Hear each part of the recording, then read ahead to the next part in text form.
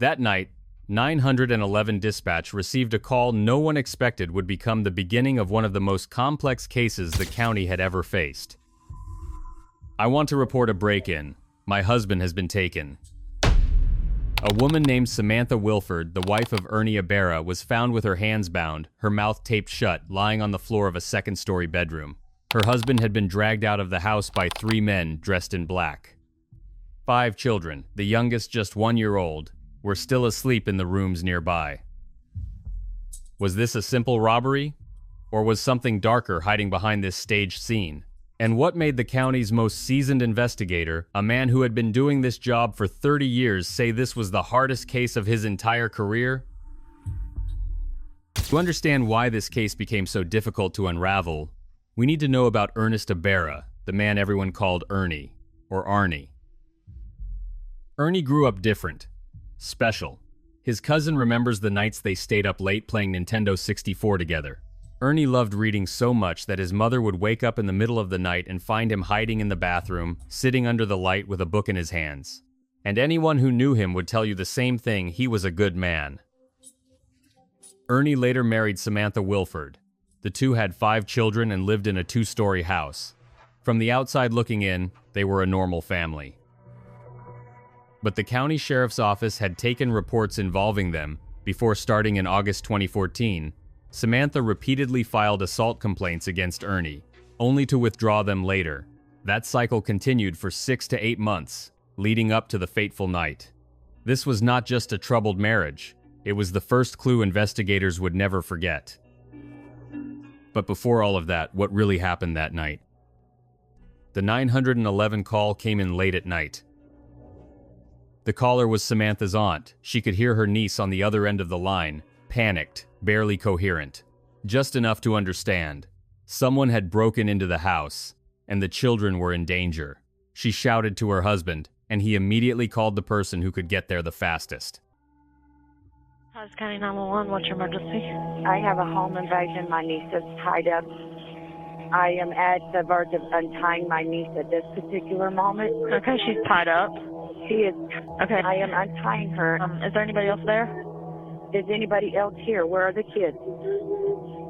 We have 5 small infants asleep. 5 small infants asleep? Yes, ranging from 7 to 8, ma'am. Yes. She's saying that they hit her husband in the face about 5 times with the butt of a pistol and drug him out. They drug him out? Yes. Hello. Hi, Samantha. I know you're upset. What is your husband's name? Ernest.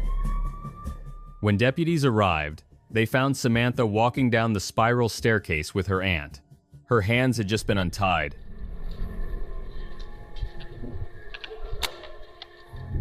Upon arrival, we encountered Samantha coming down the stairs. Where's she at? She's upstairs. Okay, bye. Where's she at? She's coming. She was talking to dispatch. Yeah. I left the bound and gags up there that they have her tied up in. Sorry. Okay. Here. Are you Hop still off the talking phone with right quick. Sheriff? Told me that I just Tell her we're you're here. here. So. I did. She Okay. still put you on She hold said she though? still has a few questions for me before I can get off the phone. Let me have it and I'll take care of it and you talk to them. Yeah, talk to me. I don't know. Okay. Sorry. Sorry. Okay, I'm sorry. It's me back. So walk me through what happened. I don't honestly know what happened. I was in bed asleep, Okay. and we heard a noise, and the second I was able to open my eyes, somebody grabbed me and jerked me out of the bed and slammed me down on the ground and started tying Samantha me up. told them she had been asleep when she was suddenly jolted awake, thrown to the floor, tied up, and held at knife point. 3 men dressed entirely in black clothes, black masks, black gloves, not a single centimeter of skin exposed. They dragged Ernie out of bed, beat him inside the bedroom, pulled him down the stairs, continued beating him in the living room, then forced him outside. It's only in identifying anything of the guy. One of them said, "Hey, Luke!" and the guy turned, but that's the only identifying anything I've got. 522 County. When they dragged me downstairs, because they had him downstairs and they were separating us, I went downstairs and his face was covered in blood. And he had guns into blood. When Ernie asked about the children, one of the men slammed the butt of a gun into his face, the only answer he needed to give. Before being shoved out the door, Ernie's head was yanked back, forcing him to look directly at his wife one last time. One of the men leaned in and whispered that it would be the last time he would ever see her. He just slapped me in the face. If it's not bruised up, I mean... You got some redness on your face. He said, look at her, and he wouldn't look up at me. How's the babies? They're all in bed asleep. They never mess with the kids. And then he asked him, how are my kids? Where are my kids? He said, he punched him in the mouth with the gun and said, I ain't here for no kid. And I think they might have knocked a couple of his teeth out. And they jerked his hair up and said, look at her, look at her. And I had my head pulled back. And he looked at me, I don't know what type of vehicle they're in. Yeah. How many people were there? He's here 3, with me. maybe 4. Okay, let's walk up here. That was the story Samantha gave police. But even at the scene, investigators noticed something that made it impossible to fully believe her account. She helped untie me. How did she find out that you were Because they took his phone, but they didn't take mine. I had mine hidden. So I was able to... So he's got his phone? No, they have his phone. Okay, that's what I'm talking about. What's his phone number? You don't know, Ern? 430. You got it stored in your phone? No, get that number.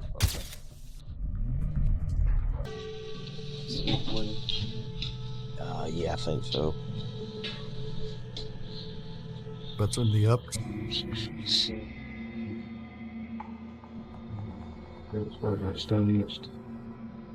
When investigators stepped inside the house, the first thing that caught their attention was the blood on the living room sofa. A noticeable amount, but not enough.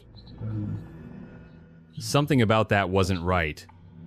Yeah, I was expecting to see like more blood.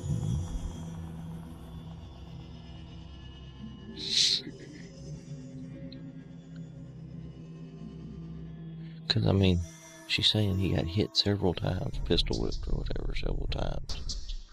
With a black pistol is all she knows. Everybody's wearing all black.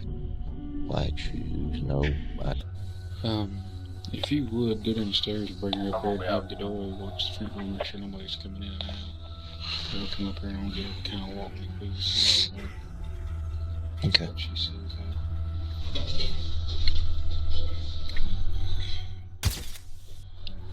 Quick, just hang out by the door and make sure nobody comes in or out.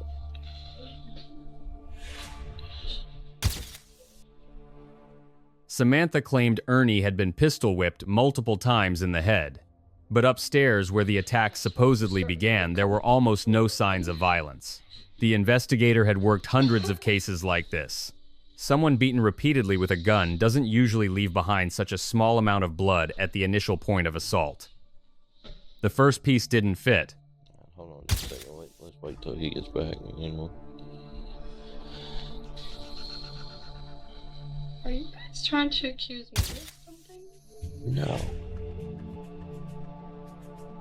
Not right now. We're just trying to get all the details of everything that happened. Yes, down to your mom, and then we can get you and your mom on, come down to the office when we start on the stage and things like that. There's more stuff to do tonight. Just we get I've already written out a statement. I'm not just saying that there's obviously he's missing, so we need to find him. That's what you should. They collected Ernie's phone number, luckily. The kidnappers had taken his phone but left Samantha's behind. Investigators immediately began tracking the signal. A tower in the northern part of Titus County picked it up. And then it went dark. The phone had been shut off. The digital trail closed instantly. Investigators secured the scene and brought Samantha to the sheriff's office for a formal statement, clean, start to finish. And that's when the story began to crack.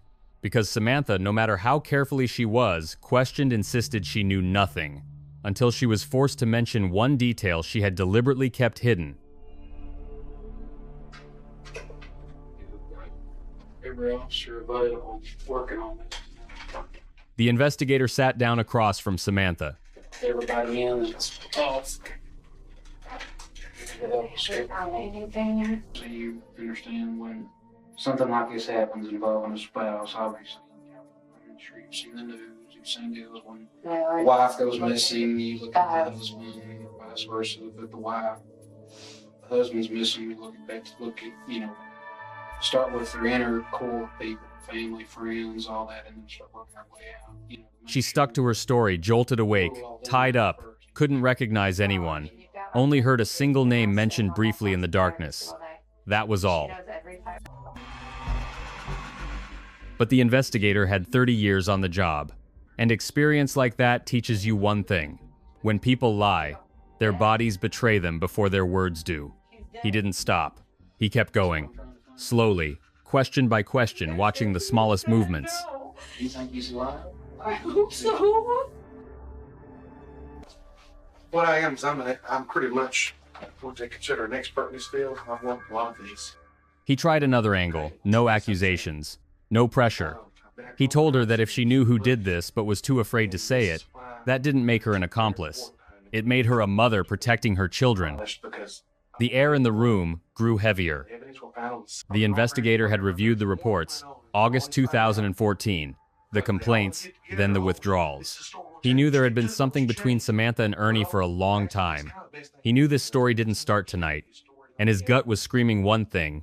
She knew more than she was saying. And it's real easy to take this to a jury and show that either you were a liar or that you were the loving wife that you said you were. I'm not going to care to tell you I'm a loving wife. We've had her go about. Here's the thing, Sam. But the thing is, I still say, and the proof's going to be in the pudding that you know more than you're telling us. I think you know exactly who did this. Now, hit him and beat him, that might have happened. Because there is blood in the house. Really, I promise you, that story is true. But I'm saying, I think you know exactly who did this, and I think you're scared. And that's what I'm trying to beat in your head. Don't let fear keep you from telling the truth. Because just to make you guilty is when we prove that you lied to us in there. But if that is the case, then I do know who did it and why they...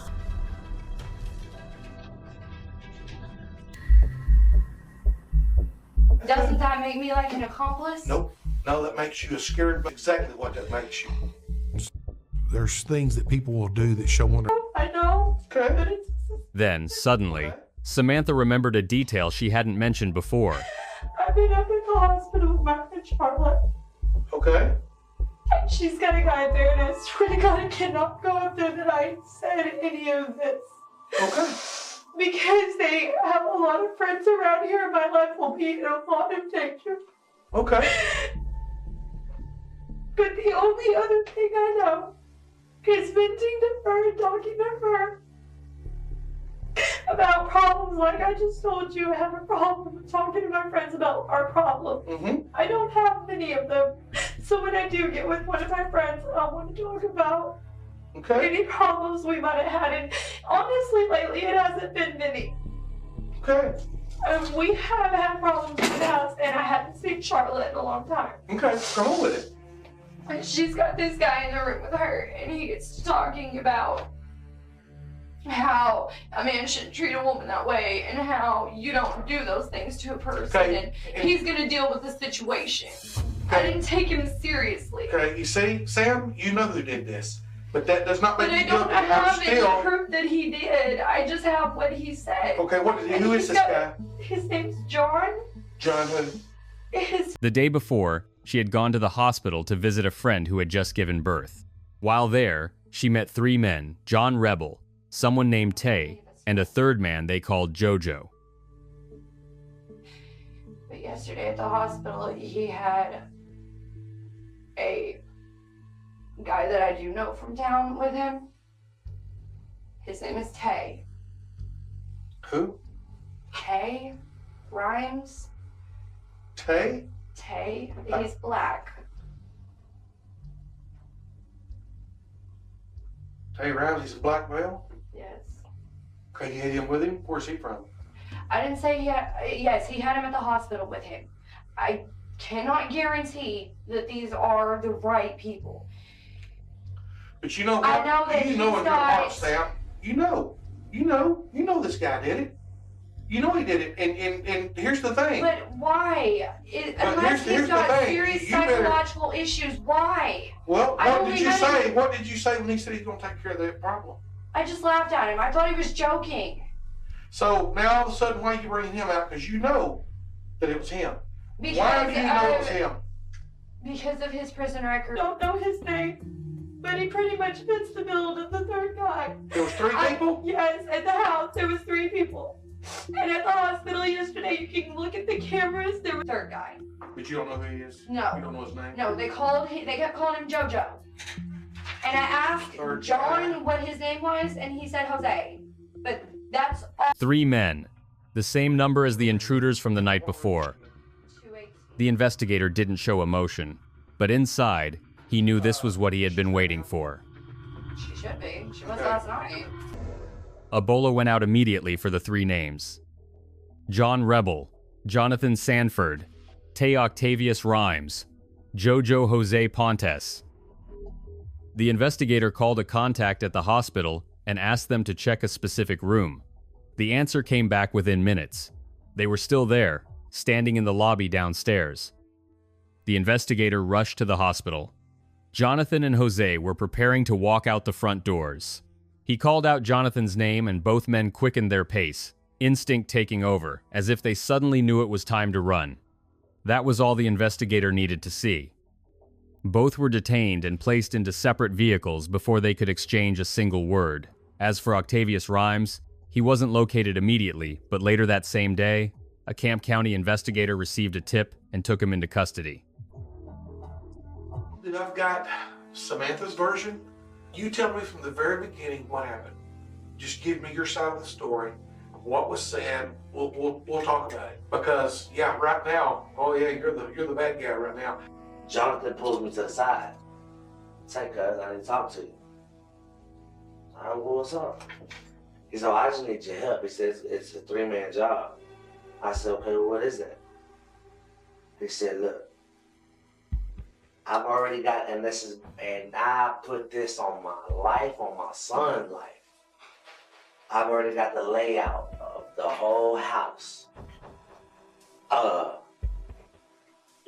The room is upstairs and this and that. And I said, okay. Back at the sheriff's office, Jonathan Sanford started talking and he couldn't stop. He admitted the group had no grudge against Ernie. None of them even knew who he was. They did it because Samantha asked them to. And 15 of the officers, I don't care. He described the 3 of them sitting around a dining table, planning every step. Samantha had provided a full layout of the house, where the rooms were, where the staircase was, who slept where. They would stage a home invasion, break in late at night. And my wife would tell you, what if the law start questioning you about it? Talking about her, talking about Samantha? And Samantha said, and I quote, I'm an actress.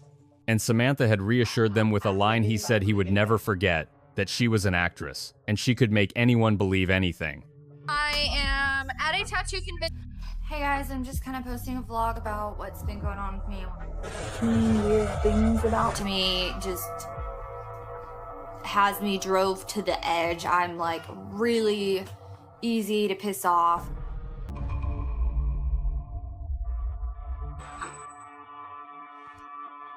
You know what this is about, buddy. You know exactly what it is. You know what happened over at Samantha's house last night. That's what we're gonna talk to you. As we're going, they tell me I go here, we'll want to drive. We go all the way out to the country. Get out to the country. Next thing I know, they walk off. By themselves? No, they walk off, stop, like they go off over here, like, okay. Let me see that card real quick. Like, this is the wooded area, there's a creek bed here, we're parked here. They walk off around this way a little bit. So I start running back to the vehicle, going, in my mind process, this is my neck of the woods now. So you know where you're at? Yeah, this is my neck of the woods. We're fixing to go out there, me and you. And when Jonathan began describing what happened after they dragged Ernie out of the house, the investigator understood that finding the 3 men had only been half the job. The rest, far more painful, was still waiting for them out there. With Jonathan's statement, investigators knew they had to find Ernie, and time was running out. Sanford described a rural area, a dirt road leading into the woods, a creek bed somewhere off the path. When they arrived, one investigator looked down the embankment and said just 3 words, enough for everyone there to understand. They were too late. Ernie Ibarra lay alone in a dark, cold stretch of forest, miles away from his home. The investigator stood in those woods and couldn't shake a single thought. This is too lonely a place to die. This wasn't just a murder. It was the result of a cold, calculated plan orchestrated by the woman that man had called his wife. But to close the case, to put Samantha in front of a jury, they needed more than a confession. They needed something no one could deny. What we need to do now is 2 of us need to break this house. Investigators still needed evidence stronger than a statement. Okay, we've got a murder weapon here. We've already got a body. Now we need to... They searched Octavius Rhymes's home looking for the murder weapon. A locked gun case sat empty. The firearm was gone. The investigator stood there, scanning the area, thinking, if I had to hide a gun fast, where would I put it? His eyes shifted to the side of the house, a loose section of exterior siding. He crouched down. The gun was there. There you go, right there, I bet you. Should be over the gun. Gun. Here, you want a picture? Well, I can take video on, show what was that. I can take one with this. It's got a... But the final blow wasn't the weapon. It was Samantha's phone. She had reassured her accomplices that she was an actress, that she could make anyone believe anything. What she didn't account for was the one thing that doesn't lie: digital evidence. Investigators pulled phone records and text message logs. When the data was extracted, it laid everything bare.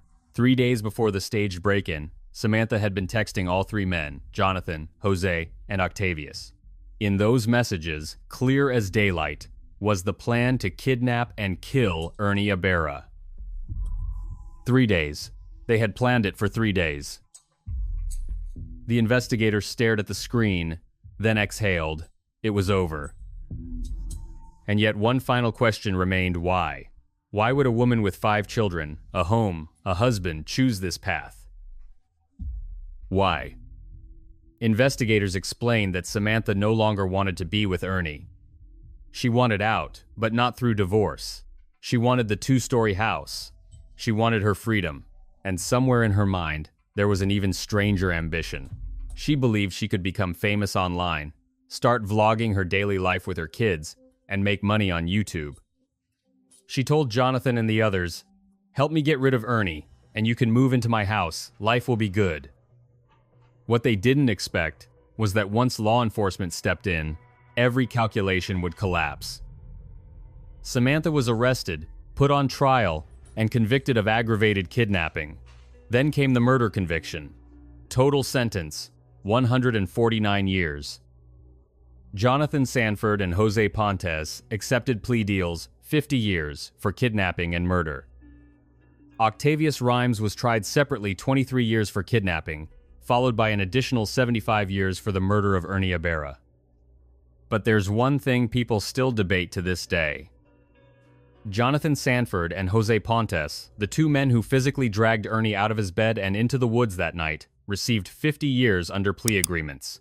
Meanwhile, Samantha Wilford, who was not physically present at the murder scene, received 149 years. Is that true justice? Or is the system harsher on the one who ordered it than on the ones who carried it out simply because someone chose to cooperate?